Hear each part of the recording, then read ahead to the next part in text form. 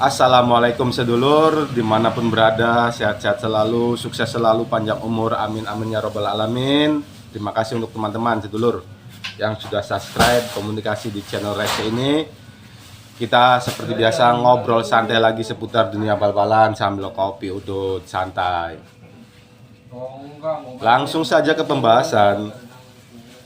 Jelang menghadapi laga kedua di turnamen Tarkam AFF, ada dua kabar baik menghampiri timnas Malaysia ya. Jelang menghadapi laga kedua melawan Timor Leste, ini ada dua kabar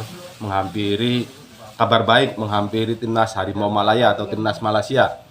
Kabar yang pertama datang dari kualifikasi atau pembagian grup kualifikasi Piala Asia Senior 2027, bahwa timnas Malaysia ini satu grup sama Vietnam. Ini untuk satu grupnya Vietnam sama Malaysia sudah kita bahas di konten sebelumnya ya.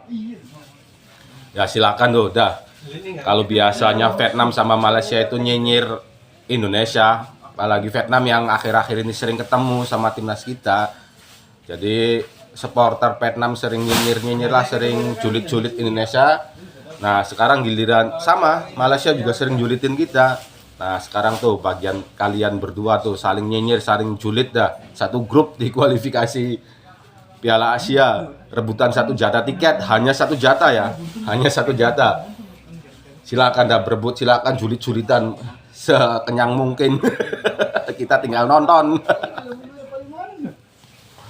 Itu kabar yang pertama ya, kabar baik yang pertama untuk timnas Malaysia. Kabar baik yang kedua untuk timnas Malaysia datang dari timnas Indonesia, Garuda kita, yang di laga perdana Piala atau turnamen Tarkam AFF ini, timnas kita berhasil menang 1-0 lawan Myanmar. Ya mau tidak mau dua kabar baik ini bikin supporter Malaysia, bikin pemain Malaysia ini, kalau bahasa kita sih mangmong jelang menghadapi Timor Leste ini. Mangmong, banyak pikiran lagi bertanding, lagi berlaga di turnamen Tarkam AFF.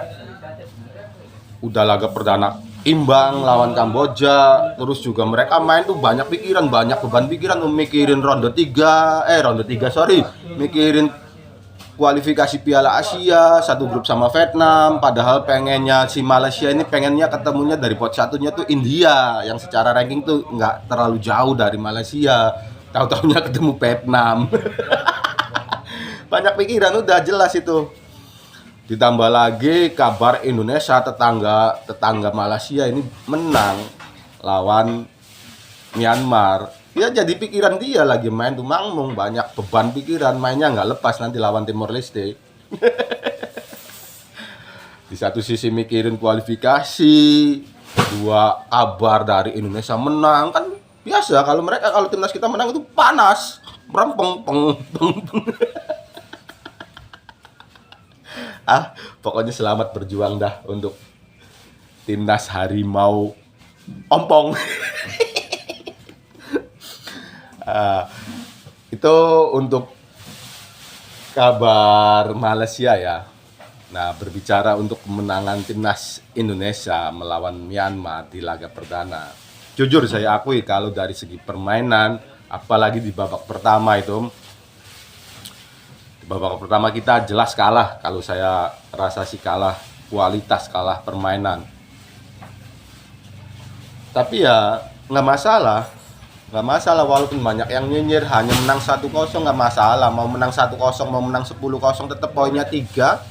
Apalagi kita kan yang turun pemain muda, pemain U22 lawan senior, wajar menang saja. Kalau bagi saya sudah the best ya. Walaupun Myanmar peringkat 160 sekian dunia, tapi kan kita melawan timnas senior mereka, kita dengan skuad U22. Bagus menurut saya bisa menang, walaupun ya jujur harus kita akui itu permainan di babak pertama itu kita kalah jauh, tapi beruntung kita bisa menang di babak kedua. STY melakukan rotasi pergantian pemain. Nah di babak kedua ini kalau menurut saya pemain-pemain yang bermain di babak kedua ini cocok itu kalau jadi skuad utama di laga-laga selanjutnya ya. Ada Detran, terus Asnawi. Nah, terus siapa lagi pemain tengah tuh yang diganti? Janadin ya. Janadin itu kalau menurut saya kurang bagus lah, kurang bagus. Intinya sih di laga Myanmar sama Indonesia selamat ya untuk timnas kita mendapatkan 3 poin perdana. Nanti laga kedua lawan Laos, kita tuan rumah Laos. Nah, Laos ini pemainnya U22 lagi nih, seru nih ya. U22 Laos ya. Ya, tetap kita dukung, kita doakan bersama untuk timnas Indonesia. Nanti saya rasa di laga-laga berikutnya sudah lepas. Seperti babak kedua itu asli enak dilihatnya. Saya pribadi jempol lah pokoknya di babak kedua itu permainan lebih hidup, serangan-serangan. Tidak seperti babak pertama ya, kita sering diserang ya. Itu bagus saja, nggak kebobolan untuk timnas kita. Semoga STY bisa mendengar. Kita tahu bersama STY ini kadang-kadang kalau menurunin starting line up ini sering kejutan. Ya kalau saya rasa pemain yang bermain di babak kedua itu cocok di laga-laga selanjutnya itu menjadi starting line up atau skuad utama. Ada Rafael Struijk, cocok. Detran bagus, Detran. Jadi itu saja yang bisa saya obrolin untuk timnas Malaysia. Jangan banyak-banyak pikiran dah. Kalau bisa main tuh, nanti pas main tuh sangu parat ini apa sih, paracetamol. Biar nggak preng lagi main banyak beban pikiran ya, mikirin kualifikasi Piala Asia, mikirin timnas Indonesia menang pada bawa skuad U22, mikirin jangan-jangan nanti bisa kalah lawan Timor Leste, jangan-jangan kagak lolos fase grup Piala Tarkam AFF, mikirin nanti jangan-jangan nggak bisa lolos lagi Piala Asia kualifikasi lawan Vietnam. Ya, iya, ada tambahan ya.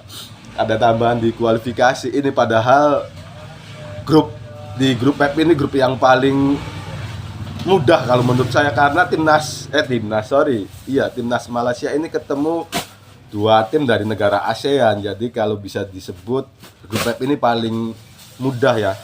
3 negara dari ASEAN, Laos, Malaysia, Vietnam, satunya itu Nepal. Nepal tahu sendiri ada di peringkat ya 11-12 sama Kamboja itu kalau nggak salah di 170 atau 60 atau 180 dunia untuk Nepal. Jadi ya mudah grup ini, cuman sayangnya di kualifikasi terbagi 6 grup ini hanya yang diambil lolos ke putaran final Piala Asia itu 1 dari semua masing-masing grup ini. Hanya 1 juara grup yang berhak lolos, jadi nggak ada runner up terbaik lah, runner up 2 terbaik lah, nggak ada, cuman 1 juara grup. Jadi mau tidak mau ya persaingan ada di Malaysia sama Vietnam, tapi syukur-syukur Laos bisa mengacak-ngacak pada ini persaingan. Aduh, udah komplit tuh untuk timnas PBB ya. U17 gagal lolos fase grup Piala AFF. Ini berbicara fase grup saja ya, bicara fase grup. Piala Asia kagak lolos fase grup lagi. U19 gagal lolos lagi fase grup. Piala AFF sama Asia gagal lolos. Nanti senior juga kagak lolos lagi di Piala AFF nih, fase grup sama Piala Asia kualifikasi. Selamat untuk Malaysia, wassalam.